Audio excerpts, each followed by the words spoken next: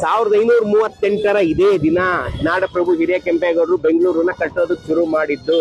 ಎಲ್ಲಿ ಅವೆನ್ಯೂ ರಸ್ತೆಯಲ್ಲಿ ನೀವು ಸೀದಾ ಮೇಲ್ಗಡೆ ಹೋದ್ರೆ ರಾಜಾ ಮಾರ್ಕೆಟ್ ಸರ್ಕಲ್ ಅಲ್ಲಿ ಬೆಂಗಳೂರನ್ನ ಕಟ್ಟೋದಕ್ಕೆ ಕೆಂಪೇಗೌಡರು ಗುದ್ಲಿ ಪೂಜೆ ಮಾಡಿದಂತ ಜಾಗ ಇದೇ ದಿನ. ಸಂಕ್ರಾಂತಿ ಜನವರಿ 14, 1538. ಇವತ್ತು ಹ್ಯಾಪಿ ಬರ್ತ್ಡೇ ಬೆಂಗಳೂರು ಕಂಡ್ರೆ. ಹಿಂಗೆ ಸಂಕ್ರಾಂತಿ ದಿನಾನೇ ಬರ್ತಾರೆ ಬೆಂಗಳೂರಿಗೆ. ಬೆಂಗಳೂರು ಹುಟ್ಟಿದ್ ಇವತ್ತಿಂದ ಹುಟ್ಟೋದಕ್ಕೆ ಶುರುವಾಯ್ತು ಬೆಂಗಳೂರು. ನೀವು ಇವತ್ತು ಬೆಳಗ್ಗೆ ರಾಜ ಮಾರ್ಕೆಟ್ ಸರ್ಕಲ್ ಅಲ್ಲಿ ಹೋಗಿ ನಿಂತ್ಕೊಂಡ್ರೆ 4 ಗೇಟ್ಗಳು ಕಾಣುತ್ತೆ.